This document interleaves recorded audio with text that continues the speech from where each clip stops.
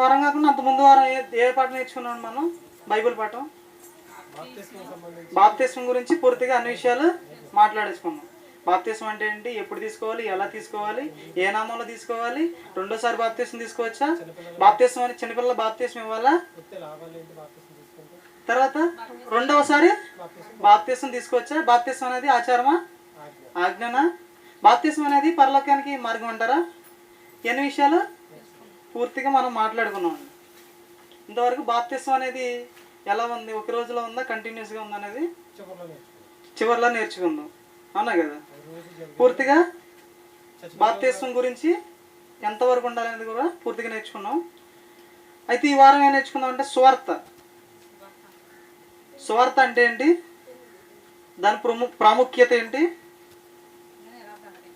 సువార్తని ఎలా ప్రకటించాలి,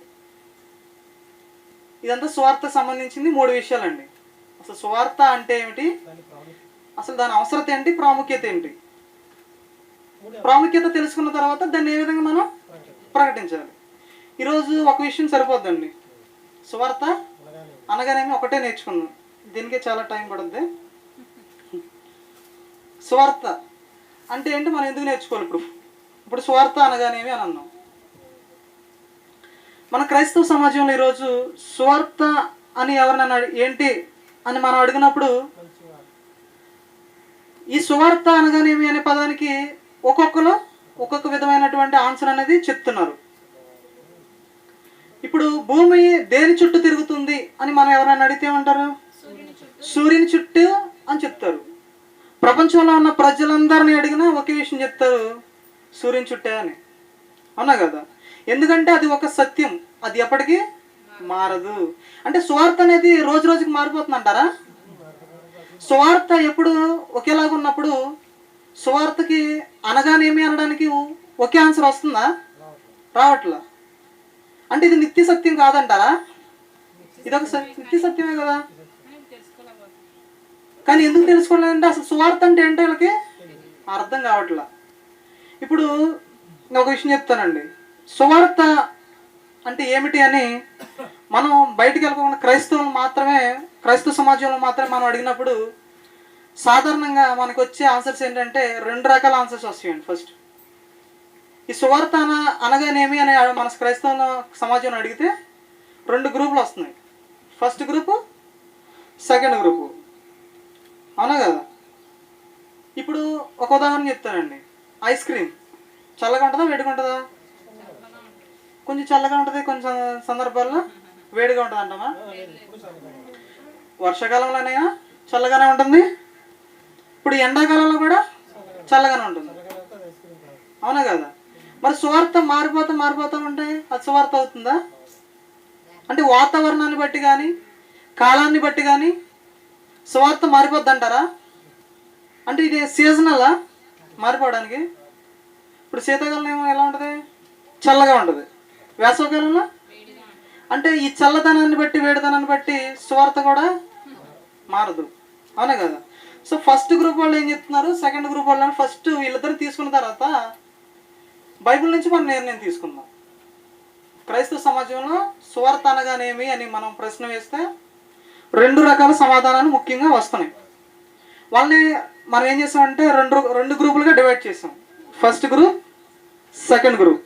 okay, first group second group ఏం చెప్తున్నారు, వాళ్ళ నుంచి వచ్చే సమాధానాలు ఏ విధంగా ఉన్నాయని తీసుకున్న తర్వాత వీళ్ళిద్దరు కరెక్ట్గా చెప్తున్నారా లేదా రాంగ్గా చెప్తున్నారా అని మనం గ్రహించిన తర్వాత బైబిల్ నుంచి మనకు కరెక్ట్ సమాధానం తీసుకుందాం. మనం ఏం చేస్తామంటే వీళ్ళిద్దరిని తప్పు పట్టలేదు, వీళ్ళ నిర్ణయాలు మాత్రమే, వీళ్ళు చెప్పేది మాత్రమే నిర్ణయం కాదు, ఇది వీళ్ళు చెప్పే విషయాలు మనం తీసుకుంటున్నాం అంతే. వీళ్ళ ఒపీనియన్ ఏంటని మనం అడుగుతున్నాం. సో ఫస్ట్ గ్రూప్ ఏం చెప్తుందో మనం చూద్దామండి. 1 కొరింథీ పత్రిక 15వ అధ్యాయము 1 నుంచి 3 వచనాలు చూద్దామండి. 1 కొరింథీ పత్రిక 15వ అధ్యాయము 1 నుంచి 3 వచనాలు చూద్దామండి. నేను మీకు ప్రకటించిన సువార్తను నేను మీకు తెలియపరచుచున్నాను, మీరు దానిని దాని అందే మీరు నిలిచి ఉన్నారు. మీ విశ్వాసం వ్యర్థమైతే గాని సువార్త మీకు ప్రకటించుదునో ఆ ఉపదేశమును మీరు గట్టిగా పట్టుకొని ఉన్న ఎడల ఆ సువార్త వలనే మీరు రక్షణ పొందువారై యుందురు. నాకు ఇవ్వబడిన ఉపదేశమును మొదట మీకు అప్పగించుదును. అదేమనగా లేఖనముల ప్రకారం క్రీస్తు మన పాపముల నిమిత్తం మృతి పొందెను, సమాధి చేయబడెను, లేఖనముల ప్రకారం మూడో దినమున లేపబడెను. ఇక్కడ ఏముందండి? క్రీస్తు మరణ పునరుద్ధానం, సమాధి చేయబడటం, తిరిగి లేవబడటం సువార్త అని చెప్పేసి ఇక్కడ ఉంది. ఈ ఫస్ట్ గ్రూప్ ఏమంటుందంటే యేసుక్రీస్తు గురించినటువంటి సమాధి, మళ్ళీ తిరిగి ఏ విధంగా అయితే లేచాడు, పునరుద్ధానం ఏ విధంగా అయితే జరిగిందో ఇవి మాత్రమే సువార్తగా ప్రకటించండి. బైబిల్లో ఉన్న మిగతా అన్ని విషయాలు కూడా మీరు ప్రకటించినా ప్రకటించకపోయినా ఇవి మాత్రం కంపల్సరీగా ప్రకటించాలి. ఇవి ప్రకటించకపోతే సువార్తే కాదు అనే విషయాన్ని వీళ్ళు వ్యక్తపరుస్తున్నారండి. అర్థమైంది? మొదటి గ్రూప్లో ఏం చెప్తున్నారు? యేసుక్రీస్తు సమాధి చేయబడటం, మృతి పొందటము, సమాధి చేయబడటము, తిరిగి లేవటం ఇవి మాత్రమే సువార్త అని మొదటి గ్రూప్ వాళ్ళు అంటున్నారండి. ఇవి ఖచ్చితంగా చెప్పాలి సువార్త విషయంలో. ఇవి చెప్పకపోతే సువార్త కాదు. బైబిల్లో ఈ విషయానికి యేసుక్రీస్తు సమాధి పునరుద్ధాన విషయాలు కాకుండా మీరు ఏ విషయాలు చెప్పినా కానీ అవి సువార్త కిందకి రావు, కానీ ఇవి మాత్రం కంపల్సరీగా చెప్పాలి. ఇదే సువార్త అనేసి ఫస్ట్ గ్రూప్ వాళ్ళు అన్నారు. ఓకేనండి? సో వీళ్ళది మనం కరెక్ట్గా మనం తీసుకోకూడదు. చూద్దామండి మిగతా విషయాలు. ఈ సెకండ్ గ్రూప్ కూడా ఏమన్నారు చూద్దాం. ఇప్పుడు సెకండ్ గ్రూప్ ఏమన్నారంటే బైబిల్ ఆదికాండం నుంచి ప్రకటన గ్రంథం వరకు ఏ విషయాలు అయితే ఉన్నాయో బైబిల్ ఏ విషయం చెప్పినా కానీ మీరు సువార్త ప్రకటించినట్టే. మళ్ళీ యేసుక్రీస్తు సమాధి పునరుద్ధానం గురించి మీరు టైం ఉంటే చెప్పండి. సందర్భం వచ్చిందండి మీకు చెప్పండి నార్మల్గా. అది మాత్రమే సువార్త కాదు, అది చెప్పకపోయినా సువార్త అని చెప్పేసి ఈ రెండో గ్రూప్ అంటుంది. ఫస్ట్ గ్రూప్ ఏమంటున్నారు? యేసుక్రీస్తు సమాధి, మరణము, సమాధి, పునరుద్ధానం మాత్రమే సువార్త చెప్తే చాలండి. మీరు ఇంకా బైబిల్లో విషయం చెప్పైనా కొన్ని విషయాలు ఉన్నాయి, చెప్పినా సువార్తే. రెండో గ్రూప్ వాళ్ళు ఏమన్నారు? ఆదికాండం నుంచి ప్రకటన గ్రంథం వరకు మీరు ఏ విషయం చెప్పినా సువార్తే. యేసుక్రీస్తు సమాధి, మరణ, సమాధి, పునరుద్ధానం గురించి చెప్పినా చెప్పకపోయినా సువార్త అయిపోతుందని చెప్పారు. అవునా? సో ఈ రెండు విషయాల్లో మన ముందు పెట్టామండి. ఈ రెండిట్లో ఏదా కరెక్ట్ ఆన్సర్ అంటారు? అవునా కదా? మనం చెప్పకూడదండి, బైబిల్ చెప్పాలి. అవునా కదా? ఫస్ట్ గ్రూప్ వాళ్ళు ఏమన్నారో మాకు అర్థమైంది. సెకండ్ గ్రూప్ వాళ్ళు ఏమన్నారా? సో ఫస్ట్ గ్రూప్ గురించి కాసేపు మనం బైబిల్ నుంచి కొంత వివరణ తెలుసుకుందాం. తర్వాత సెకండ్ గ్రూప్ వాళ్ళ గురించి వాళ్ళ దృష్టికోణంలో, వీళ్ళ దృష్టికోణంలో మనం ఆలోచించిన తర్వాత నిర్ణయం తీసుకుందాం. ఫస్ట్ వాళ్ళ ఒపీనియన్స్ ఏంటో తీసుకున్నాం. ఒపీనియన్స్ తీసుకోగానే వీళ్ళది కరెక్ట్, వీళ్ళది రైట్ అనే విషయాన్ని మనం చెప్పొద్దండి. వాళ్ళ ఒపీనియన్స్, వాళ్ళ ఆలోచనలు మాత్రమే తీసుకున్నాం. తర్వాత లాస్ట్లో నిర్ణయం తీసుకుందాం సువార్త అంటే ఏంటి అనే విషయం గురించి. ఫస్ట్ గ్రూప్ అండి. ఈ ఫస్ట్ గ్రూప్ ఏముంటుందంటే యేసుక్రీస్తు సమాధి చేయబడటం, మరణ, సమాధి, పునరుద్ధానం కలిసి మొత్తంగా ఇది మాత్రమే సువార్త అన్నాడు. సో వీళ్ళ కోసం ఏంటంటే కొన్ని సందర్భాలు మనం ముందు పెడతాం. వీళ్ళ ముందు ఫస్ట్ గ్రూప్ వాళ్ళ ముందు బైబిల్ నుంచి కొన్ని సందర్భాలు వాళ్ళ ముందు పెడదాం. పెట్టిన తర్వాత ఒక నిర్ణయానికి వద్దాం. సందర్భం ఒకటండి, ఆదికాండము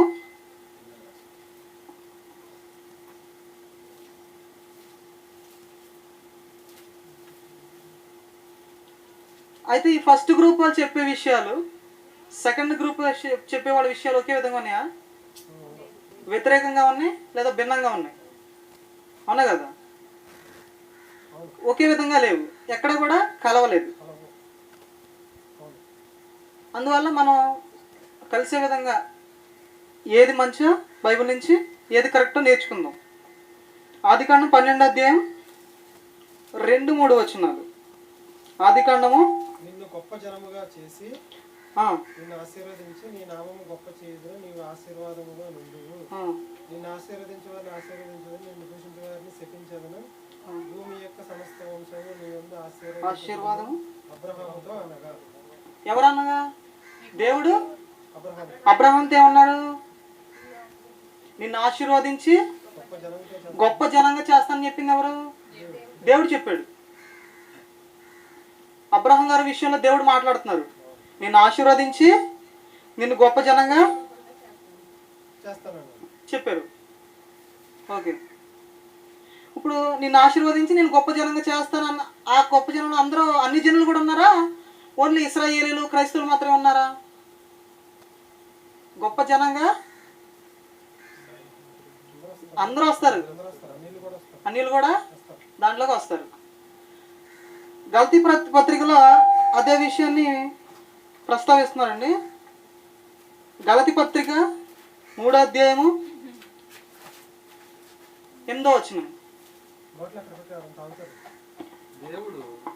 దేవుడు విశ్వాస మూలముగా అన్యజనులను నీతిమంతులుగా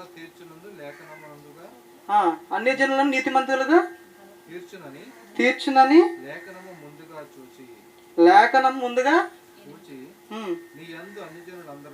నీ యందు అన్ని జనులందరూ ఆశీర్వదింపబడుదురు అని అబ్రహామునకు సువార్తను ముందుగా ఎవరు?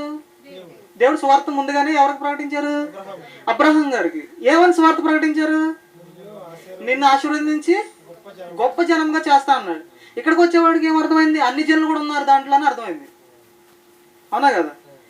ఈ సువార్త ఎవరికి కూడా ప్రకటించారు? అప్పుడు నీకు అన్ని జనుల పిల్లలకు కూడా నువ్వు తండ్రిగా ఉంటావు అని చెప్పి సువార్త ప్రకటించారు. దేవుడే డైరెక్ట్గా అబ్రహాం గారికి సువార్త ప్రకటించారు. అంటే ఇప్పుడు పాత నిబంధన సువార్త ఉందా లేదా? ఇప్పుడు మన సువార్త అనగానే ఎక్కడికి వచ్చేస్తాం? ఫస్ట్ గ్రూప్లో వాళ్ళు ఏమన్నారు? మరణ సమాధి పునరుద్ధానం మాత్రమే సువార్త అని చెప్తున్నారు. అవునా కదా? ఈ సమాధి మరణ సమాధి పునరుద్ధానం అనేది ఎక్కడ ఉంది? మనకి కొత్త నిబంధనలు ఎక్కువ కనబడుతుంది. ఫస్ట్ గ్రూప్లో ఏమన్నారు? ఇదే విషయం చెప్తున్నారు.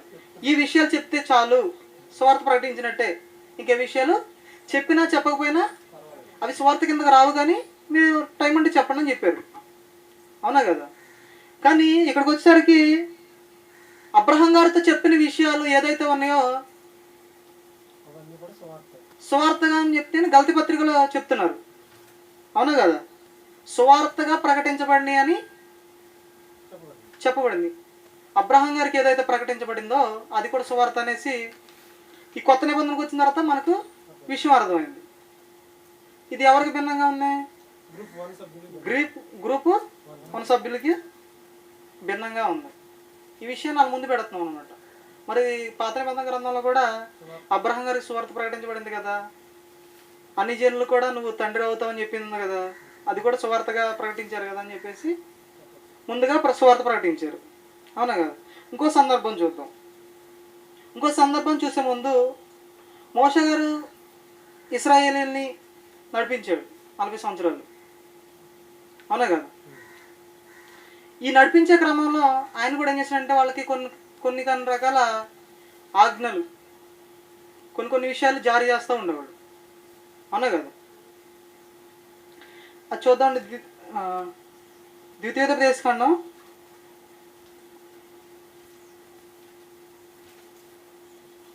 4వ అధ్యాయం 1-2 వచనాలు చదవండి. ద్వితీయోపదేశకాండము 4వ అధ్యాయము 1-2. కాబట్టి ఇశ్రాయేలీయులారా మీరు బ్రతికి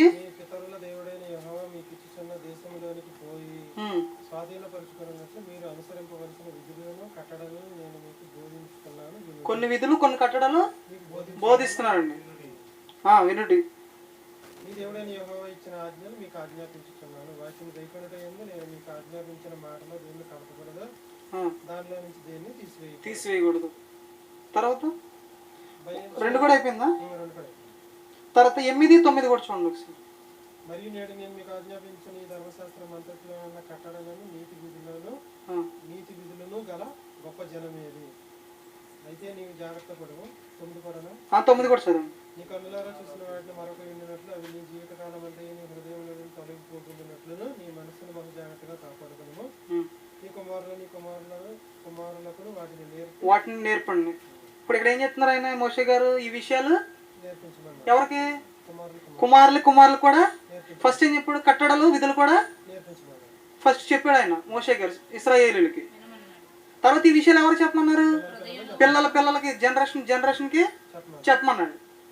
ఈ విషయాలన్నీ జారీ చేసిన ఎవరు? మోషే గారి ద్వారా దేవుడు చేసేది. అవునా కదా? అంటే ఇప్పుడు ఇక్కడ ఏం అర్థమైంది మీకు?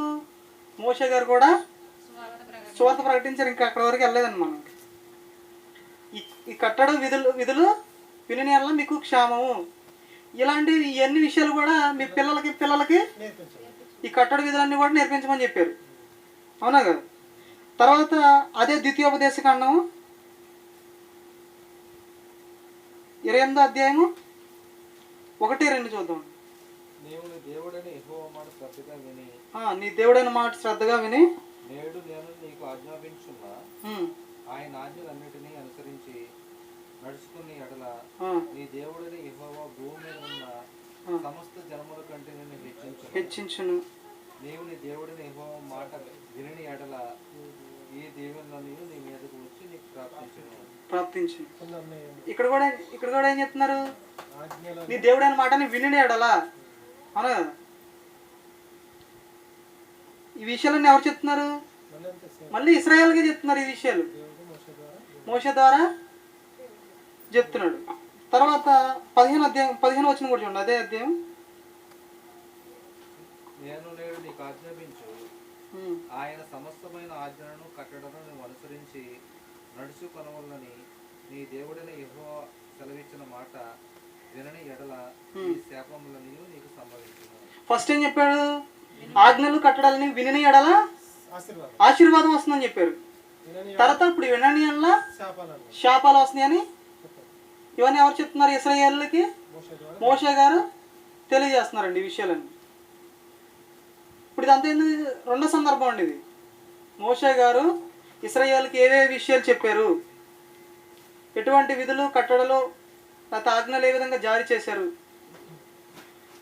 వీటిని వింటే ఏంటి, వినకపోతే వచ్చే ప్రాబ్లమ్స్ ఏంటన్నీ కూడా ఇక్కడ సవివరంగా వివరించడం అనేది జరిగింది.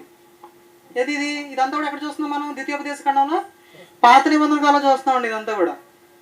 అవునా కదా? తర్వాత 28:49 చూడండి. అదే భూదిగం తర్వాత ఒక జనమును అనగా నీకు రాని భాష కలిగిన జనమును క్రూర ముఖము కలిగి వృద్ధులను యవనస్తులను కటాక్షింపని జనమును గద్ద ఎగిరి వచ్చినట్లు నీ మీదకి రప్పించును. గద్ద ఎగిరి వచ్చినట్లు మీ మీదకి రప్పించును అని ఎవరు చెప్తున్నారండి? మళ్ళీ ఇది కూడా ఇశ్రాయేలులకే. మాట వినకపోతే ఏమో జరుగుద్ది అని చెప్తున్నారు. వింటే ఏం జరుగుద్ది, వినకపోతే ఏం జరుగుద్ది, తర్వాత వచ్చే ప్రమాదాలు ఎలా ఉంటాయని ఆజ్ఞలు జారీ చేస్తున్నారండి. ఇదంతా కూడా ఎవరు చెప్తున్నారంటే మోషే గారు ఇశ్రాయేలుకి చెప్తూ ఉన్నాడండి. సో ఇదే విషయాన్ని కొత్త నిబంధనలో హెబ్రీ పత్రిక 3వ అధ్యాయము 17, 18, 19 వచనాలు మొత్తం చదవండి ఒకసారి. ఎవని మీద 40 ఏండ్లు ఆయన కోపగించెను. ఎవరి మీద 40 ఏండ్లు ఇదంతా ఎవరి గురించి చెప్తున్నారండి? ఇది 40 ఏండ్లు అన్నాం. పాత నిబంధనలో ఈ 40 ఏండ్లు ఎవరి గురించి చెప్పబడింది? ఇశ్రాయేల్ గురించి. అంటే ఇప్పుడు మోషే గారు ద్వితీయోపదేశ ఖండంలో ఎవరి గురించి మాట్లాడారు? ఇశ్రాయేల్ గురించి. ఆజ్ఞలు కట్టాలన్నీ జారీ చేసిన ఎవరికి? ఇశ్రాయేలుకే దేవుడు మోషే ద్వారా జారీ చేయబడినాయండి. మీరు ఎలా చేస్తే మీరు ఇంటే కనుక ఎలా ఉంటారు, వినకపోతే ఇలా ఉంటారు చెప్పారండి పాత నిబంధన కాలంలో. ఇప్పుడు హెబ్రీ పత్రిక 3:17, 18, 19 వచనాలు చూస్తున్నప్పుడు ఇక్కడ ఎవరు 40 ఏండ్లు అని ఎవరి గురించి మాట్లాడుతున్నారు? ఇశ్రాయేలు గురించేనండి. పాపం చేసిన వారి మీదనే కదా వారి శవములు అరణ్యంలో రాలిపోయినాయి. తర్వాత తమ విశ్రాంతిలో ప్రవేశింపరని ఎవరిని గురించి ప్రమాణం చేస్తాను అవిధేయులైన వారిని గుర్చి కదా కాగా అవిశ్వాసం చేతనే వారు ప్రవేశింపలేకపోయారని గ్రహించుతున్నాము. ఇదంతా ఎవరి గురించి చెప్పారు? ఇశ్రాయేలు గురించి. అవునా కదా? తర్వాత అదే హెబ్రీ పత్రిక 1-4 అధ్యాయము 1-2 వచనాలండి. ఆయన యొక్క విశ్రాంతిలో ప్రవేశించమని వాగ్దానం మీకు నిలిచి ఉండగా మీలో ఎవడైనా ఒకవేళ ఆ వాగ్దానం పొందకుండా తప్పిపోయినని భయం కలిగి ఉందము. వారికి ప్రకటింపబడినట్లును మనకు సువార్త ప్రకటింపబడింది. వాళ్ళకి ఏం ప్రకటించబడింది? ఇక్కడ ఏమని ప్రకటించబడింది? సువార్తగా ఆజ్ఞలు ప్రకటింపబడింది. ఆజ్ఞలు కట్టలో సువార్త ఎవరు ప్రకటించారు? మోషే కూడా సువార్త ప్రకటించాడండి. ఇప్పుడు క్రైస్తవ సమాజంలో ఫస్ట్ గ్రూపులు మనం అడిగామండి, ఏం చెప్తున్నారు వాళ్ళు? మరణ సమాధి పునరుద్ధరణ ప్రకటిస్తే చాలు, ఇదే సువార్త, బైబిల్లో ఇంకేం సువార్త లేదు, ఇది మాత్రం సువార్త ప్రకటించండి అని చెప్తున్నారు ఫస్ట్ గ్రూప్ వాళ్ళు. ఇక్కడికి వచ్చి మనం ఏం చెప్తున్నారు? కొత్త నిబంధన కాలంలో హెబ్రీ పత్రిక కదా మనం చదువుకున్నది. హెబ్రీ పత్రికలో ఏం చెప్పబడుతుంది? మోషే గారు కూడా సువార్త ప్రకటించారని చెప్తుంది. తర్వాత మనం ఆదికాండంలో అబ్రహాం గారికి ఏం ప్రకటించబడింది? సువార్త ప్రకటించబడింది. అవునా కదా? ఇక్కడ మోషే గారు ఏం చేశారు? ఇశ్రాయేలుకి సువార్త ప్రకటించాడు.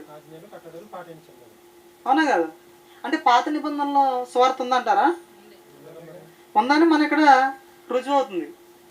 అవునా కదా? తర్వాత హెబ్రీ పత్రిక, అదే హెబ్రీ పత్రిక 4 అధ్యాయము 6-7 వచనాలు.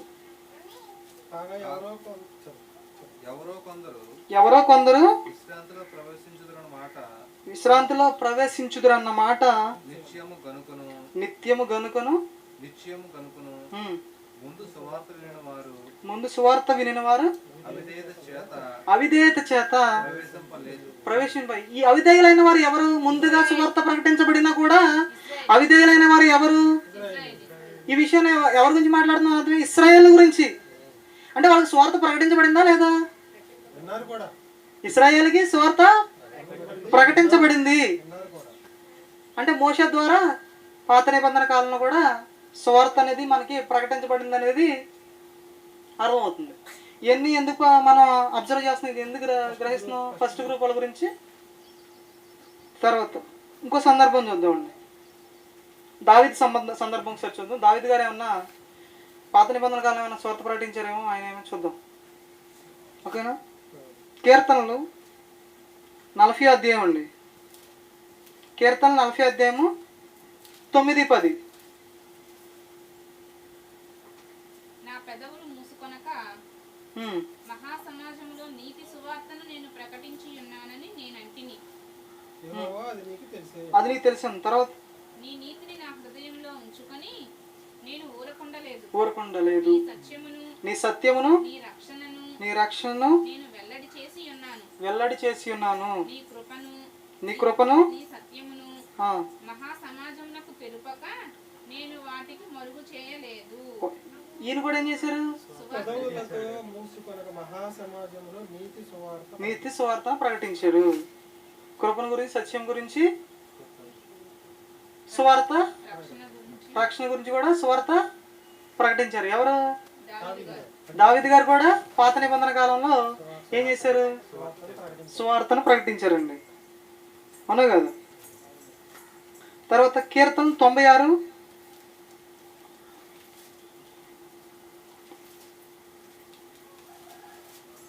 కీర్తన 96 1, 2, 3 వచనాలు. యెహోవా మీద కొత్త కీర్తన పాడుడి, సర్వభూజనులారా యెహోవా మీద పాడుడి. యెహోవా మీద పాడుడి, ఆయన నామమును స్తుతించుడి. అనుదినము ఆయన రక్షణ సువార్తను ప్రకటించుడి. అనుదినము ఆయన రక్షణ సువార్తను ప్రకటించుడి. ఇక్కడ ఏం చేశారు? ఈయన అనుదినము రక్షణ సువార్తని ప్రకటించు. ఆయన ఆల్రెడీ ఏం చేశాడు? ఎక్కడ 40వ అధ్యాయంలో. ఇక్కడ 96కి వచ్చేవాడు ప్రకటించమని చెప్తున్నాడు. అంటే ఇప్పుడు దావీదు గారు కూడా ఏం చేశారు? సువార్త ప్రకటించారండి. తర్వాత యెషయా గ్రంథం ఇంకో సందర్భం చూద్దామండి. యెషయా గారు ఆయన ఎవరో ప్రవక్త కదా, ఆయన కూడా ఏమన్నా సువార్త ప్రకటించారని చూద్దాం. యెషయా గ్రంథం 40వ అధ్యాయము 6, 7, 8, 9 వరకు కూడా చూడొచ్చు. ఆలకించుడి, ప్రకటించమని ఒకడు ఆజ్ఞ ఇచ్చుచున్నాడు, నేనేమి ప్రకటించనని ఒకడు అడుగుచున్నాడు. సర్వ శరీరులు గడ్డి అయి ఉన్నారు, వారి అందమంతయు అడవి పువ్వు వలె ఉన్నది. యెహోవా తన శ్వాసము దాని మీద ఊదగా గడ్డి ఎండును పువ్వు వాడును. నిశ్చయముగా జనులు గడ్డి వంటి వారే. గడ్డి ఎండును దాని పువ్వు వాడిపోవును. మన దేవుని వాక్యము నిత్యము నిలుచును. సియోను సువార్త ప్రకటించుచున్న దానా, ఉన్నత పర్వతము ఎక్కుము. సియోను సువార్త ప్రకటించుచున్నదానా. ఏ సువార్త ప్రకటించబడింది? జనులందరూ ఎలా ఉన్నారని ముందు చదువుకున్నాం కదండి. సర్వశరీరులందరూ గడ్డిని పోలి ఉన్నారు, అదేనా? ఇది కూడా ఎక్కడికి వచ్చింది? సువార్త కిందకు వచ్చింది, అవునా కదా? అంటే యెషయా గ్రంథం కూడా ఏముంది? సువార్తని ప్రకటించారు, అవునా కదా? ఇదే 1వ పేతురు ఇంకోటి చూద్దాం. 1వ పేతురు 1వ అధ్యాయము 24వ వచనం చూద్దాం. గడ్డియండును దాని పువ్వు రాలును, అయితే ప్రభువు వాక్యం ఎల్లప్పుడూ నిలుచును. మీకు ప్రకటింపబడిన సువార్త ఈ వాక్యమే, అవునా కదా? మన ఎవరికి ప్రకటించబడింది ఇది? యెషయా గ్రంథంలో ఎవరికి? పాత నిబంధన ఇజ్రాయేల్కి ఏమి సువార్త కదా. ఏం ప్రకటించబడింది? సువార్త. ఏ సువార్త? గడ్డి ఎండును ఇదంతా కూడా దేని కిందకి వచ్చింది? సువార్త కిందకే వచ్చింది. అంటే పాత నిబంధనలు ఏముంది? సువార్తను కూడా ప్రకటించారు. ఈ విషయాన్ని మనం ఎక్కడ కన్ఫర్మ్ అవుతుంది అంటే పాత నిబంధనలో సువార్త ప్రకటించబడింది అనే విషయం మనకి కొత్త నిబంధన గ్రంథం వచ్చేసరికి కన్ఫర్మ్ అయింది, అవునా కదా? అక్కడ ఉన్న విషయాలు ఇక్కడ కంపేర్ చేస్తున్నాం, అక్కడ విషయాలు తీసుకొచ్చి కొత్త నిబంధనలో చూస్తున్నాం. అయ్యేంటి, అక్కడ ప్రకటించబడింది ఏంటి, అక్కడ చెప్పబడిన విషయాలు ఏంటి అనే విషయాన్ని మనం ఎక్కడికి వచ్చి చూస్తున్నాం? కొత్త నిబంధనకు వచ్చి చూస్తున్నాం. అంటే ఇక్కడ కొత్త నిబంధన ఏం చెప్తుందంటే అక్కడ ప్రకటించబడిన విషయాలు కూడా సువార్త కిందకే వస్తాయి నాయన అని కొత్త నిబంధన చెప్తుంది, అవునా కదా? మనం డైరెక్ట్గా పాత నిబంధనలో ఉన్న విషయాలు డైరెక్ట్గా తీసుకొని మనం సువార్త ప్రకటించబడింది అని చెప్పట్లా. దాని ఇక్కడ ఎక్కడ దాని కొత్త నిబంధన తీసుకొచ్చి కన్ఫర్మ్ అవుతుంది. ఇక్కడ అక్కడ ఉన్న విషయాలు తీసుకొచ్చి ఇక్కడ చూస్తున్నాం. ఇప్పుడు ఇక్కడ మనకేం అర్థం అవుతుంది? పాత నిబంధనల గ్రంథంలో కూడా సువార్త అనేది ప్రవక్తల ద్వారా అందరి ద్వారా సువార్త అనేది ప్రకటించబడింది. అంటే ఈ విషయాలన్నీ కూడా ఫస్ట్ గ్రూప్ వారికి ఏ విధంగా ఉన్నాయి? భిన్నంగా ఉన్నాయి. తర్వాత యెషయా గ్రంథం అండి. యెషయా గ్రంథం 52వ అధ్యాయము 7వ వచనం. యెషయా గ్రంథము 52వ అధ్యాయము సువార్తను ప్రకటించుచు సమాధానము చాటించుచు సువార్తమానము చాటించుచు రక్షణ సమాచారము ప్రచురించు వాని పాదములు నీ దేవుడు ఏలుచున్నాడని సియోనుతో చెప్పుచున్న వాని పాదములు పర్వతముల మీద ఎంతో సుందరమై ఉన్నవి. సియోనుతో చెప్పుచున్న వారి సియోను అంటే ఎవరండి? ఇక్కడ ఇశ్రాయేల్ గురించేనండి. ఇశ్రాయేల్ని ఏ విధంగా పోలుస్తున్నారు అంటే ఇప్పుడు ఇశ్రాయేల్కి పాత నిబంధన కాలంలో సువార్త ప్రకటించబడిందా లేదా? అవునా కదా? తర్వాత ఇదే విషయాన్ని మనం కొత్త నిబంధనలో అపొస్తలుల కార్యాలు అపోస్తుల కార్యములు 14 అధ్యాయము 15 వచనం ఒకసారి చూద్దామండి. అయ్యలారా మీరు ఎందుకు ఇలాగ చేయుచున్నారు? మేము కూడా మీ స్వభావం అంటే స్వభావం గల మరణమే. మీరు ఈ వ్యర్థమైన వాటిని విడిచిపెట్టి ఆకాశము భూమిని సముద్రమును వాటిలో ఉండి సమస్తమును సృజించిన జీవం గల దేవుని వైపు తిరుగవలెనని మీకు సువార్త ప్రకటించుచున్నాము. ఇక్కడ ఏం చేస్తున్నారు? సువార్త ప్రకటించబడుతుందండి. అవును కదా, అపోస్తల కార్యాల్లో కూడా సువార్త ప్రకటించారని చెప్తున్నారు. అవునా కదా, దేవుని వైపు తిరగమని సువార్త ప్రకటించబడుతుంది. ఇది కూడా సువార్త కిందకి వస్తుంది. ఇక్కడ చెప్పిన విషయాలన్నీ ఒకదానికి ఒక సంబంధం లేదండి. ఇక్కడ అబ్రహం గారికి ఏం చెప్పారు? ఆశీర్వదించబడి నీ పిల్లలు అన్ని జనులు కూడా ఆశీర్వదించబడతారు, మీ పిల్లలందరూ కూడా నీ ద్వారా ఆశీర్వదించబడతారని దేవుడు అబ్రహం గారికి ఏం చేశారు? ఆశీర్వదించి దాని స్వార్థ అన్నారు. తర్వాత ఇశ్రాయేలీయులకి మోషే గారు ఏం చేశారు? ఆజ్ఞలు కట్టడలు అన్ని కూడా ఇవి వింటే బాగుంటారు, వినకపోతే నాశనం అవుతారు, శపింపబడతారు. ఇవన్నీ స్వార్థ ప్రకటించారండి ఇశ్రాయేలుకి మోషే గారు. దావీదు గారు కూడా స్వార్థ ప్రకటించారు. అంటే ఒకే విషయం చెప్పారు ఇక్కడ. ఇప్పుడు ఈ ఫస్ట్ గ్రూప్ వాళ్ళు ఏమన్నారు? ఒక విషయం చెప్తే చాలు, మరణ సమాధి పునరుద్ధాన విషయం గురించి చెప్తే, బైబిల్లో ఎక్కడైతే ఈ విషయం ఉందో అది చెప్తే చాలు, మీరు సువార్త ప్రకటించబడినట్టే అంటున్నారు. కానీ ఇక్కడ చెప్పలేని విషయాలు ఒకే విధంగా డిఫరెంట్గా ఉన్నాయండి. అనేక సందర్భాలు మనం పరిశీలించాం. ఇక్కడ ఏం చేస్తున్నాం? ఇప్పుడు సత్యం ఎక్కడ ఉందండి? లోతుగాను బహుదూరంగాను ఉంది. అంత లోతులోకి వెళ్ళి, ఇప్పుడు లోతు అంటే పాత నిబంధన అంటే మనం తెలియని దానికోసం ఇప్పుడు కొత్త నిబంధన ఉన్న విషయాలకు మొదటి శతాబ్దంలో రాయబడినండి. అవునా కదా? పాత నిబంధనల విషయంలో ఎప్పుడో రాసిండు. అంటే అప్పుడు మనం లేవు. స్కూల్కి వెళ్ళిన తర్వాత పిల్లల్ని మాస్టర్ ప్రశ్నించండి అండి, మనకు స్వాతంత్రం ఎప్పుడు వచ్చిందని అండి. అప్పుడు ఏమన్నాడు ఆయన? ఆ టైంలో నేను అప్పుడు పుట్టలేదు అన్నాడు. అవునా కదా? ఇప్పుడు ఏం చేసామండి? పాత నిబంధనల విషయాలు కూడా మనం పరిశీలిస్తూ, లోతుగా ఉన్న విషయాలు కూడా మనం పరిశీలిస్తూ కొత్త నిబంధనల కాలానికి మనం వచ్చామండి. సో ఇలా అక్కడి నుంచి ఇక్కడి నుంచి ఇలా ప్రయాణం చేసుకుని పరిశీలించుకుంటూ వచ్చిన తర్వాత సువార్త అని అంటే బైబిల్ పాత నిబంధనలు కూడా సువార్త అనేది ప్రకటించబడింది అని కొత్త నిబంధనలు మనం దాన్ని కన్ఫర్మ్ చేసుకున్నాం. అంటే ఈ విషయాలన్నీ కూడా ఫస్ట్ గ్రూప్ వాళ్ళకి వ్యతిరేకంగా ఉన్నాయన్న సంగతి మనకు అర్థమైంది. ఇప్పుడు రెండో గ్రూప్ వాళ్ళు ఏమంటున్నారు? బైబిల్లో ఏ విషయం చెప్పినా సరే అది సువార్త. ఓన్లీ మీరు యేసుక్రీస్తు యొక్క మరణ సమాధి పునరుద్ధాన విషయాలు మాత్రమే కాదు, ఒకవేళ ప్రకటించకపోయినా మీరు బైబిల్ స్టార్టింగ్ ఆదికాండం నుంచి ప్రకటన గ్రంథం వరకు ఉన్న 66 పుస్తకాల్లో ఏ విషయం చెప్పినా సరే సువార్త కిందకు వచ్చేద్దండి, ఓన్లీ యేసుక్రీస్తు మాత్రమే చెప్పక్కర్లేదు అని చెప్పేసి రెండో గ్రూప్ వాళ్ళు అన్నారు. ఇప్పుడు ఈ విషయాలు చెప్పంగానే రెండో గ్రూప్ వాళ్ళు హ్యాపీ అయిపోతారు. అవునా కదా? రెండో గ్రూప్ వాళ్ళు ఏమన్నా అప్పుడు వరకు మేము చెప్పినాయి కరెక్టే అంటే ఇప్పుడు హ్యాపీ అయిపోతారు. అవునా కదా? ఇప్పుడు రెండో గ్రూప్ వాళ్ళు ఏమంటున్నారో బైబిల్ దగ్గర వాళ్ళ విషయాలు కూడా మనం తీసుకొద్దాం.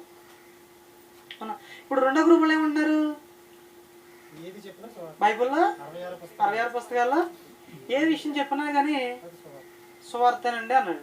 ఖచ్చితంగా మీరు యేసుక్రీస్తు మాత్రమే చెప్పక్కర్లా, యేసుక్రీస్తుకి సంబంధించిన విషయాలు మాత్రమే మీరు చెప్పక్కర్లా. మీకు టైం ఉంటే ఆ సందర్భం వచ్చింది అనుకోండి, యేసుక్రీస్తుకి సంబంధించిన విషయాలు ఎప్పుడైతే మీకు ఆ సందర్భాన్ని బట్టి వచ్చినప్పుడు ఆ విషయాలు చెప్పండి. కానీ అవి మాత్రమే సువార్త అంటే ఒప్పుకోము. యేసుక్రీస్తు సంబంధించిన విషయాలు మాత్రమే సువార్త అంటే ఒప్పుకోను. కానీ ఆదికాండం నుంచి ప్రకటన గ్రంథం వరకు అంటే 66 పుస్తకాల్లో ఉన్న విషయాలు మొత్తం చెప్పండి, ఏ చెప్పినా సరే అవి సువార్తే. అంటే ఇక్కడ ఏం చేస్తున్నారంటే రెండో గ్రూప్ వాళ్ళు యేసుక్రీస్తుకి ఎక్కువ ఇంపార్టెన్స్ ఇస్తున్నారా తక్కువ ఇస్తున్నారా? ఇంపార్టెన్స్ ఇవ్వట్లేదండి. పెద్దగా చెప్పినా చెప్పకపోయినా పర్లేదండి, బైబిల్లో ఏ విషయం చెప్పినా అది సువార్తే అని చెప్తున్నారండి. అంటే యేసుక్రీస్తుకి ఇంపార్టెన్స్ ఇస్తున్నారా? అవునా కదా? ఒకటండి, ప్రవక్తలు అంటే పాత నిబంధన కాలంలో ప్రవక్తలు ఏ విషయాలు చెప్పినా కొత్త నిబంధన కాలంలో చెప్పిన విషయాలన్నీ కూడా ఏ విషయాలన్నీ చెప్పినా సరే ఎక్కువ ఇంపార్టెన్స్ ఎవరికి ఇచ్చారండి? యేసుక్రీస్తుకి ఇచ్చారు. అంటే ఇప్పుడు ప్రవక్తలు ఉన్నప్పుడు యేసుక్రీస్తు ఉన్నారా? లేరు. ఉన్నారా? అసలు యేసుక్రీస్తు గొప్పతనం ఒక విషయంలో చెప్పాలంటే యేసుక్రీస్తుని నమ్మడానికి ఒక విషయం చాలండి. ఆయనకున్న ఇంపార్టెన్స్ ప్రపంచంలో ఎవరికి లేదని చెప్పడానికి ఒకే విషయం చెప్తానండి. యేసుక్రీస్తు భూమి మీద శరీరధారిగా పుట్టక ముందు ప్రవక్తలు అనేక విషయాలు యేసుక్రీస్తు గురించి చెప్పారండి. అందరు ప్రవక్తలు చెప్పారు. ఇంతమంది ప్రవక్తలు చెప్పిన తర్వాత యేసుక్రీస్తు భూమి మీద జన్మించి ప్రతి మాట నెరవేర్చి ఆయన ఏం చేశాడు? చనిపోయి సమాధి చేయబడి లేఖనముల ప్రకారం తిరిగి లేచారండి. అంటే యేసుక్రీస్తు పుట్టక ముందే ఈ విషయాలు ఏమని రాయబడిని, చెప్పబడిని, లిఖితపూర్వకంగా ఉంచబడినవి, దాయబడినవి. అవునా కదా? ఇప్పుడు ఏం చేస్తున్నాడంటే ఆయన రెండో రాకడలో ఏ విధంగా అయితే వెళ్ళిపోయాడో తిరిగి వస్తాడని చెప్తున్నామండి. ఇది కూడా ఎలా ఉందండి? వ్రాయబడి లిఖితపూర్వకంగా రాయబడి. మన కొన్ని సందర్భాల్లో మన చుట్టుపక్కల కానీ మన పొలాల మన స్థలాల గురించి కానీ ఏదైనా విషయం వచ్చినప్పుడు పెద్దలు ఏమంటారు? ఏదైనా సరే రాతపూర్వకంగా ఉండాలని చెప్తాం. అవునా కదా? పెద్దలు ఏం చెప్తారు? ఈరోజు మాట ఈరోజు ఉండదు, రేపు మాట రేపు ఉండదు, ఏదైనా పేపర్ మీద కళ ఉండాలని చెప్తారు. ఎవరు చెప్తారు? పెద్దలు చెప్తారు మాట ఇది. కానీ యేసుక్రీస్తు గురించి లిఖితంగా యేసుక్రీస్తు పుట్టక ముందే ప్రవక్తలు ఏం చెప్పారు? రాతపూర్వకం చెప్పారండి. తిరగలేదు. ఏ విధంగా అయితే లిఖితపూర్వకంగా రాయబడి ఉందో అదే విధంగా యేసుక్రీస్తు జన్మించి సమాధి చేయబడి పునరుద్ధరణై తిరిగి లేచాడు. అంటే ఇది నమ్మడానికి వీలుగా ఉందా? నమ్మడానికి వీలు లేదా? మరి ఇంత వ్రాయబడి తిరిగి చెప్పిన తర్వాత ప్రవక్తల చేత వ్రాయబడిన తర్వాత కరెక్ట్గా అదే జరిగిందండి. ఎక్కడ కూడా ఒక్క ప్రవచనం కూడా ఆయన నుంచి అర్థమైపోలేదని ఆయన గురించి చెప్పింది. కానీ అప్పుడు చెప్పిన వాళ్ళు ఏం లేదు. ఇప్పుడు యేసుక్రీస్తు రెండో రాకడలో మన కోసం వస్తున్నాడంటే నమ్ముతున్నారండి? ఇంతకన్నా గ్యారంటీ ఏం కావాలండి? ఒక విషయం చెప్పండి, ఇది ఒక్కటి చాలు. యేసుక్రీస్తు పుట్టక ముందు ఏ ప్రవక్తలు ఏవైతే ప్రకటించారో పుడతాడు పుడతాలు వాళ్ళు కూడా ఎగ్జైట్ అయ్యారండి. ఎగ్జైట్మెంట్. ఏ కాలంలో? ఇప్పుడు నా కాలంలో పుడతారా? నా కొడుకు కాలంలో పుడతారా? తర్వాత నా కొడుకు కాలంలో పుడతారా? వాళ్ళ పిల్లల కాలంలో పుడతారు? ఏ కాలంలో పుడతాడని చెప్పేసి వాళ్ళ ఎగ్జైట్మెంట్ అండి. అంటే వీళ్ళందరినీ ఏమంటారండి? ఇంత గొప్ప సాక్షి ఎవరికి సాక్షి? యేసుక్రీస్తుకేనండి. ప్రవక్తలందరూ కూడా ఎవరికి సాక్షులు ఏమన్నారండి? వీళ్ళందరూ కూడా గొప్ప సాక్షి సమూహం అండి. అవునా కదా? ఇప్పుడు కొత్త నిబంధన ద్వారా మనందరం కూడా సాక్షి సమూహం అండి. ఎవరికండి? యేసుక్రీస్తు వస్తాడని ఖచ్చితంగా వ్రాయబడి ఉందండి. రెండో రాకడలో వస్తాడని ఇంత చెప్తామండి. ఇంతకన్నా ఏం కావాలండి? యేసుక్రీస్తు నమ్మడానికి ఇంకేమైనా కావాలా? యేసుక్రీస్తు రెండో రాకడలో వస్తాడని చెప్తున్నాండి. ఎంత స్ట్రాంగ్ చెప్తాండి. ఇప్పుడు మన తల్లిదండ్రులు చెప్పారు, మనం చెప్తున్నాం, మన పిల్లలు చెప్తాం. అంటే ఇప్పుడు మన కాలంలో యేసుక్రీస్తు రెండో రాకడ రావచ్చా? రావచ్చు. మన పిల్లల కాలంలో రావచ్చు, వాళ్ళ పిల్లల కాలంలో రావచ్చు. ఎనీ టైం ఎప్పుడైనా రావచ్చు. అంటే యేసుక్రీస్తు రావడానికి ఎంత గ్యారంటీగా లిఖితపూర్వకంగా రాయబడిందో యేసుక్రీస్తు రెండో రావడం జరగడానికి కూడా అంతే లిఖితపూర్వకంగా వ్రాయబడటం అనేది జరిగిందండి. ఇది నమ్మపోతే వాళ్ళకన్నా అజ్ఞానం ఇంకా లేదండి. ఇప్పుడు మనం ఏ మతాన్ని గమనించినా వాళ్ళు నేర్చుకునేది ఎక్కడి నుంచి అండి? వాళ్ళ గ్రంథాల్లో నుంచి. అవునా కదా? ప్రతి ఒక్కరు కూడా ఎవరు చూసి వచ్చింది లేదండి. పిల్లలు చూసి వచ్చారండి స్వతంత్రం జరిగిందని. వాళ్ళ పూర్వీకులు ఏదైతే రాశారో చరిత్ర, హిస్టరీ, అని ఏదైతే చెప్తున్నామో దానిని చదివి స్వతంత్రం వచ్చిందని చెప్తున్నాం అండి. అంటే ప్రతి గ్రంథం కూడా అదే విధంగా రాయబడిందండి. అవునా కదా? బైబిల్ కూడా చరిత్ర ప్రకారం అదే విధంగా రాయబడిందండి. యేసుక్రీస్తు ఏ విధంగా అయితే పుడతాడని చెప్పిందో, ఏదిగిస్తే మరణిస్తాడని చెప్పిందో, ఏ విధంగా అయితే తిరిగి లేస్తాడని చెప్పబడిందో అదే కరెక్ట్గా కన్ఫామ్గా అదే జరిగిందండి. అవునా కదా? మళ్ళీ రెండవ రాకడలో ఏ విధంగా అయితే వస్తాడని చెప్తున్నాడో, ఏ విధమైన సంఘటనలు జరుగుతాయని చెప్తున్నారో కన్ఫామ్గా లిఖితపూర్వకంగా ఉన్నాయి, అదే జరుగుద్దండి. ఇంక ఇది నమ్మకపోతే మనం ఏం చేసేది లేదు. అప్పుడు యేసుక్రీస్తు నమ్మకుండా ఇశ్రాయేలు ఏ విధంగా వాళ్ళు జారీ చేసిన ఆజ్ఞలు ఏ విధంగా ఆచరించాలో దాన్ని పట్టించుకోలేకపోయారో, యేసుక్రీస్తు రాకుండా కూడా మనం పట్టించుకోకపోతే వాళ్ళు ఏ విధంగా అయ్యారో మనం కూడా సేమ్ యాజ్ ఇట్ ఈస్. ఇప్పుడు మా నాన్నగారు చనిపోయారండి.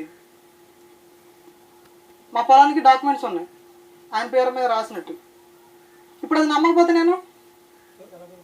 నమ్మకపోతే ఆస్తి వచ్చిద్దా నాకు? అవునా కదా? యేసుక్రీస్తు గురించి ప్రవక్తలు రాశారు, డాక్యుమెంటరీ ఎవిడెన్స్. అవునా? డాక్యుమెంటరీ ఎవిడెన్స్ ఉంది అక్కడ, లిఖితపూర్వకమైనటువంటి ఆధారాలు ఉన్నాయి. వాళ్ళని నమ్మలేదండి. ఇప్పుడు రెండవ రాకడ వస్తుందని మనం చెప్తున్నాం. ఇప్పుడు ఇదే విషయం ఒక విషయం మనం వెనక్కి వెళ్దామండి. నోవహు దినాల్లో అలా జరుగుతుంది. కానీ నోవహు గారు దరిదాపు ఎన్ని సంవత్సరాలు స్వార్థ ప్రకటించారు? జలప్రళయం వస్తుంది వాళ్ళకి వచ్చిందని సుమారు దాదాపు 100 years, సుమారు 100 అనుకుందాం. వాడినంత కట్టినంతకాలం 100 అనుకుందాం. ఎగ్జాంపుల్ నేను చెప్తున్నాను, నేను డాక్యుమెంటరీ కరెక్ట్గా చెప్పట్లా. ఓకేనా? ఇప్పుడు అనుకుందాం. ఇప్పుడు ఈరోజు చెప్పాడండి, నోవహు గారు వెళ్ళిపోయి సమాజంలోకి వెళ్ళిపోయి ఇలా జలప్రళయం రాబోతుంది, నేను వాడగడుతున్నాను, వచ్చేయండి అని చెప్పారు. వాళ్ళు జనాలు ఏమనుకుంటారు? పైన చూసి ఇక్కడ ఎండ వస్తుంది, వర్షం ఎక్కడ వస్తుంది, ఏంటి ఈయనకి ఏం పిచ్చి పట్టిందని చెప్పేసి అనుకుంటారు. అనుకున్న వ్యక్తి ఊరుకునే ఉంటాడా? 10 సంవత్సరాల తర్వాత 20 సంవత్సరాల తర్వాత మళ్ళీ వస్తాడు. ఎందుకంటే పిచ్చి పట్టిందా? నీ టైం వేస్ట్, మీ పిల్లల టైం వేస్ట్, నువ్వు పాడవుతున్నావు, నీ పిల్లల్ని పాడు చేస్తున్నావు, టైం వేస్ట్ చేస్తున్నావు. మేము చూడు 20 సంవత్సరాల నుంచి ఏం చేస్తున్నావు? ఎంత సంపాదించుకున్నావు? ఎంత ఎంజాయ్ చేసాం? మా పిల్లలకి ఎంత సంపాదించాం అంటారా లేదా? అంటారు కదా. సేమ్ యాస్టీస్కి ఇప్పుడు కూడా అలాగంటారండి. మీ నాన్న చెప్పాడు, మీ నాన్న చెప్పి సువార్త ప్రకటించి యేసుక్రీస్తు వస్తాడని పోయి ఆయన పోయాడు. అవునా కదా? ఇప్పుడు నువ్వు బయలుదేరవయ్యా. అవునా కదా? సో అప్పుడు ఏ విధంగా జరిగింది? అప్పుడు సేమ్ అలా జరుగుతుంది. యేసుక్రీస్తు గురించి ఎంతకన్నా ఎవిడెన్స్ కావాలండి మీకు? అవునా కదా? మన పాఠంలో చెప్పాలనుకున్నా కానీ కొన్ని విషయాలు కొత్తగా యాడ్ అయినాయి, అనుకోవాలి ఇవన్నీ చెప్తామని. అవునా కదా? సరే, సెకండ్ గ్రూప్ వాళ్ళు ఏమన్నారు చూద్దామండి. ఏమన్నారు? యేసుక్రీస్తు గురించి అంత చెప్పినా అంత ఇంపార్టెన్స్ ఇవ్వకపోయినా బైబిల్ స్టార్టింగ్ నుంచి ఎండింగ్ వరకు ఉన్న విషయాలు ఏ విషయం చెప్పినా సరే అది స్వార్థ కిందకి వస్తాయి అని చెప్పేసి వాళ్ళు అంటున్నారండి. 1 పేతురు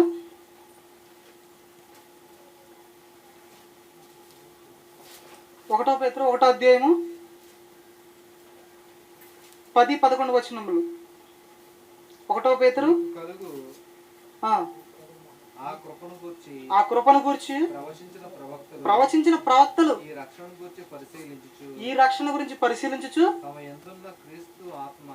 తమ యందున్న క్రీస్తు ఆత్మ క్రీస్తు విషయమైన శ్రమలను గూర్చి వాటి తర్వాత కలగబోవు మహిమల గూర్చి ముందుగా సాక్ష్యం ఇచ్చినప్పుడు ఆత్మ ఏ కాలమును ఎట్టి కాలమును సూచించు వచ్చెను దాన్ని విచారించి పరిశోధించిరి. ఎవరండి? ప్రవక్తలందరండి, ఒక్కరు కూడా కాదు. ప్రవక్తలందరూ కూడా ఏం చేశారు? ఆ రక్షణ గురించి అండి, యేసుక్రీస్తు ఎప్పుడు వస్తారు, ఆ కృపను గురించి, కృప అండి, రక్షణ కృప ఎవరి నుంచి వచ్చినాయి? క్రీస్తుని బట్టి. ఆయన గురించి వీళ్ళందరూ ఏం చేస్తున్నారు? పరిశీలిస్తూ వస్తున్నారు. ఇంకా ఏ కాలంలో వస్తారు, ఎప్పుడు వస్తాడు యేసుక్రీస్తు నా కాలంలో వస్తాడా, నా కుమారుడి కాలంలో వస్తాడని వీళ్ళందరూ ఎవరు? ప్రవక్తలండి. యేసుక్రీస్తు గురించి ఎవరైతే ప్రవచించారో ఆ ప్రవక్తలండి పరిశీలిస్తున్నారండి ఈ సంఘటనలన్నీ ఎప్పుడు జరుగుతాయి, ఆయన వచ్చినప్పుడు మహిమలు ఎప్పుడు జరుగుతాయి అని చెప్పేసి ప్రవక్తలందరూ కూడా ఆయన గురించి పరిశీలిస్తున్నారండి. అవునా కాదు? అంటే ఈ విషయాలన్నీ ఎప్పుడు కూడా రాయబడినాయి? యేసుక్రీస్తు పుట్టకముందే వ్రాయబడింది. వాళ్ళందరూ కూడా పరిశీలించారండి యేసుక్రీస్తు ఎప్పుడు వస్తాడండి.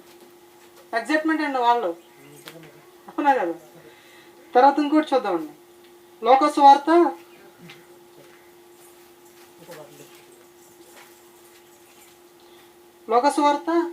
1వ అధ్యాయము 67 నుంచి 75 వరకు. మరియు అతని తండ్రి జకరియా పరిశుద్ధాత్మ పూర్వుడ ఇట్లు ప్రవచించెను. ప్రభువైన ఇశ్రాయేలు దేవుడు ఆయన తన ప్రజలకు దర్శనమిచ్చి వారికి విమోచన కలగజేస్తున్నాడు. తన సేవకుడైన దావీదు వంశమునందు మన కొరకు రక్షణా శృంగమును అనగా మన శత్రువుల నుండి మనలను ద్వేషించే వారందరి చేతి నుండి తప్పించి రక్షణ కలగజేస్తున్నాడు. దీనిని గూర్చి ఆయన ఆది నుండి తన పరిశుద్ధ ప్రవక్తల నోట పలికించాను. సరిపోద్దండి. ఇప్పుడు ఆది నుంచి అంటే ఫస్ట్ నుంచి, పూర్వం నుంచి, ఎప్పటి నుంచో మనం ఆస్తి గురించి మాట్లాడేప్పుడు ఏమంటాం? మా తాత ముత్తాతల నుంచి ఈ ఆస్తి ఉందండి. అవునా కదా? ఇక్కడ చెట్టు ఉండేది. అవునా కదా? ఇక్కడ ఎప్పటి నుంచి చెప్తున్నారు ఈ విషయాలు? ఆది నుంచి, స్టార్టింగ్ నుంచి. ఎవరు చెప్పారు? ప్రవక్తలందరూ చెప్తానే ఉన్నారండి. ప్రవక్తలందరి గురించి చెప్తానే ఉన్నారు. ఎవరి గురించి? యేసుక్రీస్తు గురించి. వస్తాడని దాని గురించే ప్రకటిస్తున్నారు, చెప్తానే ఉన్నారు. ఇక్కడ ఏం చేస్తున్నారు? ఈ ప్రవక్తలందరూ కూడా ఏం చేస్తున్నారు? యేసుక్రీస్తు గురించే చెప్తున్నారు. అవునా కదా? సెకండ్ గ్రూప్లో ఏమన్నారు? ఆయన గురించి పెద్ద పట్టించుకోనక్కర్లా, చెప్పైనా కానీ మీరు బైబిల్లో ఏదని చెప్పండి, నో ప్రాబ్లం, సువార్త అయిపోద్ది అంటున్నారు. అవునా కదా? తర్వాత మత్తయి 13వ అధ్యాయము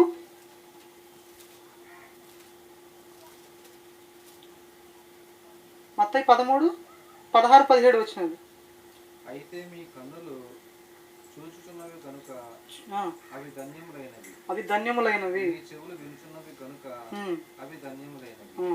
అనేక ప్రవక్తలను నీతిమంతులను మీరు చూసి వాటిని చూడకపోయేది. ఏంటి చూద్దాం అనుకున్నారు వాళ్ళు? యేసుక్రీస్తు వచ్చినప్పుడు ఆయన ఎటువంటి మహిమలు చేస్తాడో అసలు ఆయన గురించి చూసి ఎక్సైట్మెంట్ అయిపోయారండి. ఎదురు చూసారండి. ఎన్ని సంవత్సరాలు ఎదురు చూసినా సరే వాళ్ళు చూడలేకపోయారు, కానీ మీరు చూడగలిగారండి. మీరు చాలా ధన్యులండి.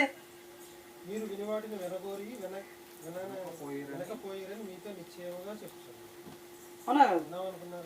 చూద్దాం అనుకున్నారు, విందాం అనుకున్నారు, వినలేకపోయారు. ఎవరు? ప్రవక్తలండి. ప్రవక్తలే చూద్దాము, విందాము, ఆయన మహిమ చూద్దాము. ఆయన ఎప్పుడు వస్తే అనేక మంది, ఒకళ్ళు కాదండి, అనేక మంది ప్రవక్తలు ఆయన కోసం ఎదురు చూశారు. వీళ్ళందరూ విశ్వాసం ఏంటనుకున్నారు? యేసుక్రీస్తునండి. ఇప్పుడు మనం టీవీలో ఏం చూస్తాం? Boost is the secret of our energy. మా ఎనర్జీ ఏంటంటే బూస్ట్ అన్నాడు. కానీ ప్రవక్తలందరూ ఎనర్జీ ఏంటి? యేసుక్రీస్తునండి. ఇప్పుడు ప్రవక్తలందరికీ ఎవరు ఎనర్జీ కావాల్సి వచ్చింది? యేసుక్రీస్తు ఎనర్జీ. మా ఎనర్జీ యేసుక్రీస్తు అన్నారు. ఇప్పుడు వీళ్ళు ఏం చెప్తున్నారు? సెకండ్ గ్రూప్ పెద్ద ఎనర్జీ ఏం కాదండి, అది పెద్ద ఎనర్జీ ఏం కాదు. బైబుల్ పాస్ని స్టార్టింగ్ మొత్తం ఎనర్జీ తీసుకున్నాను. అవునా కదా? వాళ్ళు ఏమన్నారంటే ఫస్ట్ గ్రూప్లో డైరెక్ట్గా ఇది చెప్తే చాలా అన్నారు. సెకండ్ గ్రూప్లో ఏమన్నారు? డైరెక్ట్గా చెప్పైనా కానీ ఏ చెప్పినా సువార్త. ఇంకా చెప్పానండి, ప్రవక్తలందరూ విశ్వాసం ఏంటి? యేసుక్రీస్తు. వీళ్ళంతా కూడా గొప్ప సాక్షి సమూహం. ఇంత గొప్ప సాక్షి సమూహం అండి. వీళ్ళందరికీ ఎవరు సాక్షులు అండి? అవునా కదా? వీళ్ళందరూ కూడా ఎవరికి ఇంపార్టెన్స్ ఇచ్చారండి? యేసుక్రీస్తు. అవునా కదా? సరిపోద్దండి. లేదు సరిపోతుంది. అట్లా కంప్లీట్ చేసేయి. ఇంకా 2 పేజీలు ఉన్నాయండి. లేట్ అయినా పర్వాలేదు. ఊరికి నేను అనుకుంటున్నాను. తర్వాత ఇంకోటి చూద్దాం. లోకాసు వార్త 24వ అధ్యాయం అండి.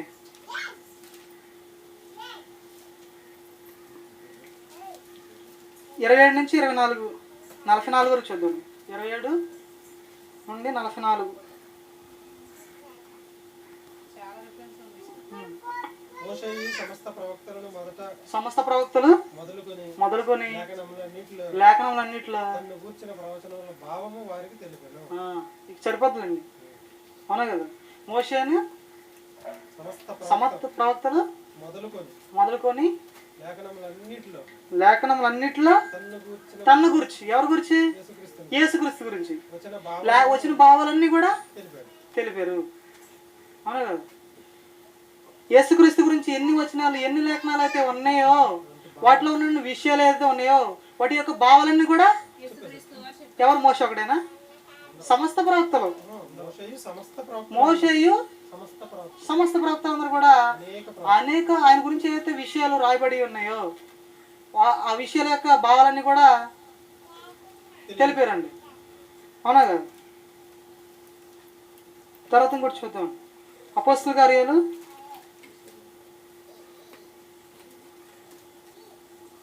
13వ అధ్యాయం 32, 33 అండి.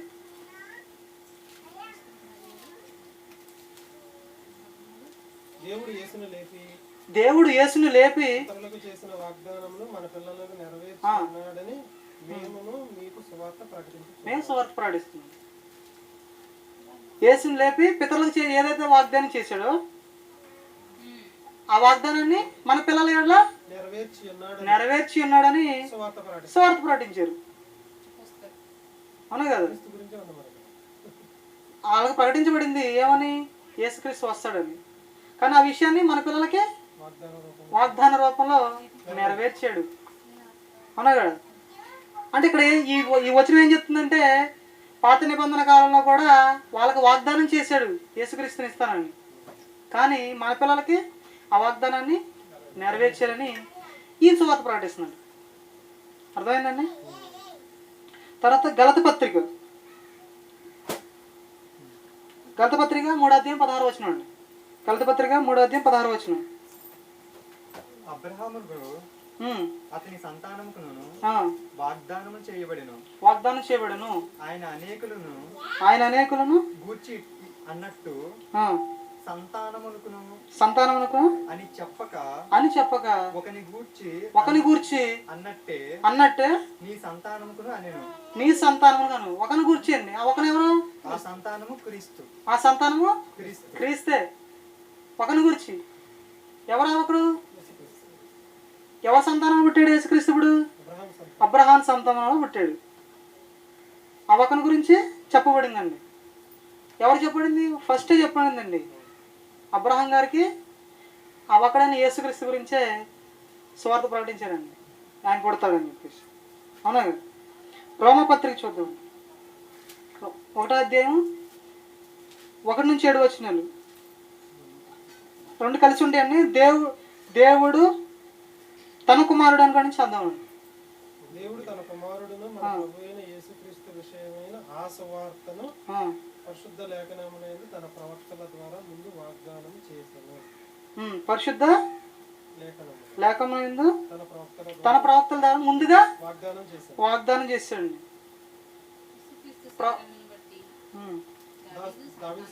దావీదు సంతానం మృతుల్లో నుండి పునరుద్ధానయందున పరిశుద్ధమైన ఆత్మను బట్టి దేవుడు కుమారుడుగాను ప్రభావంతో నిరూపించబడింది. వీళ్ళందరూ ప్రవక్తలందరూ కూడా ఏం చేశారు? పరిశుద్ధాత్మ ద్వారా చెప్పారండి, ప్రకటించబడింది, ముందుగానే ప్రకటించబడింది. అవునా కదా?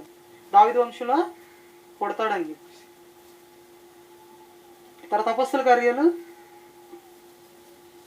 3వ అధ్యాయం 24 వచనం చూడండి.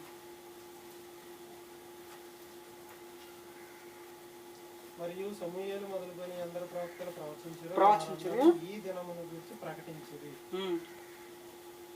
వీళ్ళందరూ కూడా దేని గురించి? యేసుక్రీస్తు ఏ రోజు పుడతారో ఆ దినం గురించి ప్రకటిస్తూనే వచ్చారండి ప్రవక్తలందరూ కూడా. అవునా కదా? తర్వాత లోకస్వార్త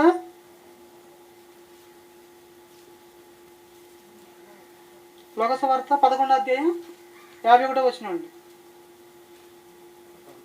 కాబట్టి లోకం పుట్టినది మొదలుకొని అనగా హేబేలు రక్తం మొదలుకొని బలిపీఠమునకును మందిరమునకును మధ్యలో నశించిన జకరియా రక్తము వరకు చిందింపబడిన ప్రవక్తలందరి రక్తము నిమిత్తము ఈ తరము వారు విచారింపబడుతారు.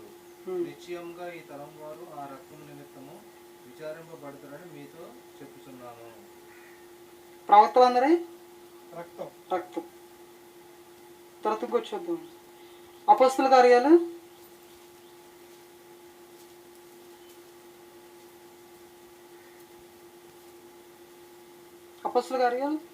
4వ అధ్యాయం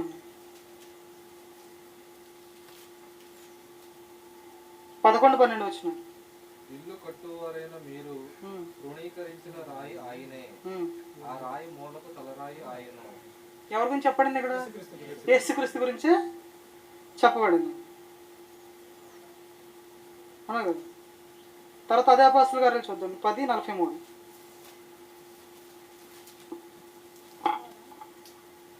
ఆయన యందు విశ్వాసం నుంచి వాడు ఆయన నామం మూలంగా పాప క్షమాపణ పొందునని ప్రవక్తలందరూ ఆయనను గూర్చి సాక్ష్యం ఇస్తున్నారు. ఎప్పుడు ఇస్తున్నారు? యేసుక్రీస్తు పుట్టిన తర్వాత, పుట్టకముందా? పుట్టకముందు ప్రవక్తలందరూ ఏం చేస్తున్నారు? యేసుక్రీస్తు గురించి సాక్ష్యం ఇస్తున్నారు. అవునా కదా? ఆయన వస్తాడు, ఆయన ద్వారా మీకు పాప క్షమాపణ అనేది వస్తుంది అని ప్రవక్తలు యేసుక్రీస్తు రాకముందే చెప్పారండి. అవునా? తర్వాత అపోస్తల కార్యాలు 10:43 చదివేసింది కదా. యోహాను సువార్త 8:34. పాపం చేయు ప్రతివాడును పాపమునకు దాసుడని మీతో నిశ్చయంగా చెప్పుచున్నాను. అవునా కదా? పాపం చేయవాడు ప్రతివాడు పాపానికి దాసుడు. అంటే పాపం చేసే ప్రతివాడు పాపాన్ని దాసుని అవుతున్నప్పుడు వాడికి ఎవరు కావాలండి? యేసుక్రీస్తు పాప ఆయన ఒకడే కావాలి. ఇప్పుడు కానీ సెకండ్ గ్రూప్లో ఏమంటున్నారు? యేసుక్రీస్తు గురించి అంత అవసరం లేదండి. అవునా కదా? ఇప్పుడే మనది క్లోజ్కి వచ్చేస్తుంది. ఇప్పుడు ఫస్ట్ గ్రూప్లో ఏం చెప్పారండి? యేసుక్రీస్తు గురించి మరణ సమాధి పునరుద్ధానం ప్రకటించబడితే చాలు, అదే సువార్త అని చెప్పారు. సెకండ్ గ్రూపు ఆదికాండం నుంచి ప్రకటన ఏ విషయం చెప్పినా. కానీ యేసుక్రీస్తు గురించి ఎక్కడి నుంచి చెప్పబడిందండి? ఆదికాండం నుంచి ప్రకటన గ్రంథం వరకు ప్రతి విషయాన్ని మనం విడదీసి వెళ్తే ఫైనల్గా వచ్చే పరిష్కారం ఎవరంటే యేసుక్రీస్తునండి. ఫర్ ఎగ్జాంపుల్ ఒక ఉదాహరణ చెప్తాను మీకు. x = 10 అన్నానండి. x = 10 అన్నా. x = 10 అనగానే పిల్లవాడు తీసుకెళ్ళి చెప్పానండి. x = 10 అంటే x = 10 అంటే x లాస్ట్లో ఉంటుంది కదా, ABCDలో ఎక్కడ ఉంది? 23, 24లో ఉంటుంది. మరి 10 ఏంటని అడుగుతాడు. అంటే ఇక్కడ ఏం చెప్తుందంటే మన లెక్కలు నేర్చుకునేటప్పుడు x = 10 అన్నప్పుడు అది ఏ విధంగా వచ్చిందో స్టెప్ బై స్టెప్ వేసుకొచ్చి x = 10 అని మనం నిరూపించాలండి. ఈ స్టెప్స్ అన్ని చూపించిన తర్వాత x = 10 ఇలాగయింది, దేర్ఫోర్ x = 10 అని చూపిస్తున్నాం. ఇప్పుడు వాడికి ఏమర్థమైంది? రేపొద్దున ఏదైనా పని చేసేటప్పుడు ఏం చేస్తాడంటే ఆ ఫార్ములాని యూజ్ చేస్తాడు. ఇప్పుడు ఇంజనీర్స్ ఉన్నారండి, వాళ్ళు పెద్ద పెద్ద భవనాలు లేకపోతే వంతెనలు నిర్మిస్తూ ఉంటారు. దేని మీద ఎలా నిర్మిస్తారంటే కొన్ని ఫార్ములాస్ ఉంటాయండి. ఆల్రెడీ డైరెక్ట్గా నిర్మించారు. కొన్ని ఫార్ములా దాన్ని అప్లై చేసి తీసుకొచ్చిన తర్వాత మంచి ఆకారాన్ని చూపిస్తారు. అప్పుడు ఆ విధంగా అందంగా తయారవుద్దండి. అవునా కదా? ఇప్పుడు డైరెక్ట్గా వీళ్ళు ఏం చేశారంటే యేసుక్రీస్తుని డైరెక్ట్గా చూపించారు. ఇప్పుడు ఏం చెప్తున్నారు? స్వార్థ ప్రకటించమనగానే యేసుక్రీస్తు మన కోసం చనిపోయి మరణించి లేచి తిరిగి లేచాడు, వచ్చి యేసుక్రీస్తుని నమ్మిండి మీకు రక్షణ వచ్చేస్తుందని చెప్పాడు. నేను యేసుక్రీస్తుని ఎందుకు నమ్మాలి అని చెప్తున్నాను. ఇప్పుడే మధ్యలో ఒక విషయం చెప్పానండి. యేసుక్రీస్తు గురించి ఎలా ఉందంటే డాక్యుమెంటరీ ఎవిడెన్స్ ఉందండి. ఈ డాక్యుమెంటరీ ఎవిడెన్స్ అంతా చూపించిన తర్వాత ఎవడన్నా నమ్మకుండా ఉంటాడండి? అవునా కాదు? ఇప్పుడు వీళ్ళు ఏం చేస్తున్నారు? ఫస్ట్ గ్రూపులు డాక్యుమెంట్స్ ఎవిడెన్స్ ఏం లేదండి. యేసుక్రీస్తు నమ్మండి. యేసుక్రీస్తు మన పాపాల కోసం సమాధి చేయబడి తిరిగి లేచాడండి. మన ఈయన నమ్మేయండి, ఈయన దగ్గర పాపక్షేమం దొరికిద్దని చెప్పంగానే వాడు వచ్చి నమ్మేస్తాడండి? అంత లేదు. అవునా కాదు? సెకండ్ గ్రూపులో ఏమన్నారు? ఫస్ట్ నుంచి చదువుకుంటూ వెళ్ళిపోండి సువార్త అన్నాడు. యేసుక్రీస్తు అక్కర్లేదు అన్నాడు. ఇప్పుడు యేసుక్రీస్తు అతడికి పాపం చేసిన ప్రతి వాడు ఏమవుతున్నాడు? పాపానికి దాసుడు అవుతున్నాడు. వాడికి ఏం కావాలి? పాపక్షమాపణ కావాలి. యేసుక్రీస్తు దగ్గర పాపక్షమాపణ ఉందని చెప్పేస్తే వాడు వినేస్తాడండి. మనం ఏం చేసాం? స్టెప్ బై స్టెప్ అన్ని ఎక్కించుకొచ్చి లాస్ట్లో ఎవరిని చూపించాం? యేసుక్రీస్తుని చూపించామండి. చివరికి వీళ్ళిద్దరు కూడా చేసిందని ఏంటంటే రాంగేనండి.